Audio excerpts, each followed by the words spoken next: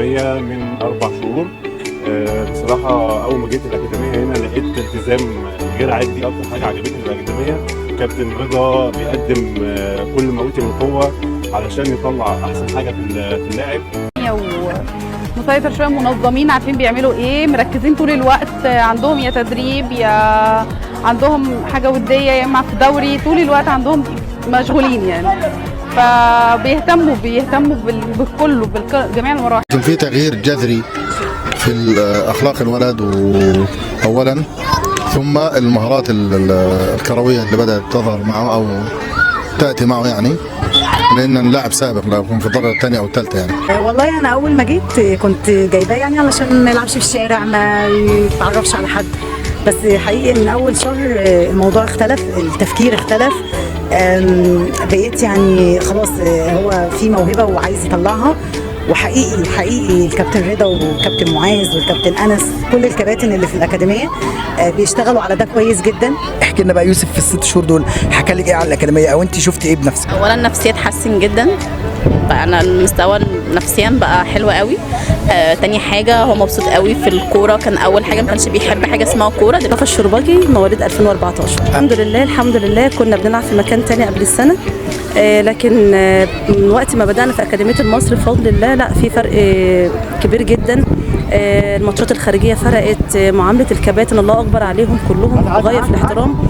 ده بخلاف طبعا يعني ربنا يبارك له كابتن رضا، يعني أب روحي للولاد كلهم بصراحة ما شاء الله عليه. أحمد عبد الفتاح والد آدم أحمد عبد الفتاح.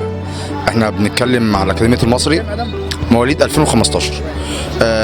بنتكلم على أكاديمية المصري. بصراحة يعني احنا في تواصل ما بين الكباتن والكابتن رضا، يعني مشكورا هو والكباتن كلها مجتهدين بصراحة. يعني في حاجات كتير قوي فيها تواصل ما بين اولياء الامور وما بين الكباتن. رأيي في الأكاديمية بتاعة المصري طبعا شهادتنا فيها مجروحة، لكن هي انا اللي خلاني اجي أكاديمية المصري، انا طبعا مشتركة في نوادي تانية ونوادي كبيرة، بس اللي شدني هنا اكتر حاجه واكتر حاجه ميزت اكاديميه المصري الجو الاسري اللي كابتن رضا بصراحه عامله والكباتن عاملاه. مش بس بيهتم بالولد على المستوى الكروي او الرياضي او قوي الحاجه من الحاجات دي كلها، بالعكس ده هو كمان بيهتم بالجانب التعليمي والجانب الاخلاقي والجانب الرياضي.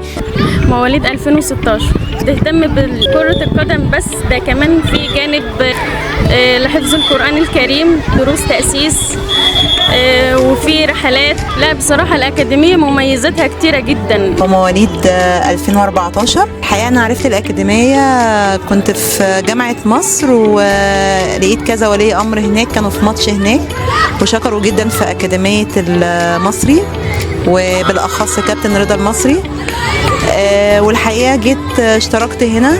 الحقيقة ما بيهتموا بالأطفال جدا، وبيهتموا طبعا بنظام التغذية بتاعهم، ان الولاد الرياضة بتاعتهم ما تأثرش على المذاكرة بتاعتهم. الحمد لله اتحسنا شوية عن الأول، كانش يعرف أي حاجة طبعا عن هو حارس مرمى تدريب حراس المرمى، هو ما كانش يعرف حاجة عن حراسة المرمى، لكن الحمد لله بدأ يتحسن واحدة واحدة. والأكاديمية هنا الميزة ان الكابتن رضا بيهتم دايما بتغذية الأطفال، وبيتكلم دايما معاهم على التغذية، بيتكلم معاهم على الالتزام في الصلاة. كابتن آدم مواليد 2015. طبعا يعني الأكاديمية هنا جميلة جدا وعاملة جو أسري جميل فعلا، زي ما كلنا متفقين على هذا الموقف. يعني بصراحة الأكاديمية هنا يعني بتهتم بحاجات كتير، والكباتن كلها ما شاء الله يعني كلهم لازم برضو آخر التمرين بيقفوا يشجعوا الولاد، دي حاجة أساسية أساسا عندهم، يعني ما حدش بيتخطى الموقف ده بصراحة.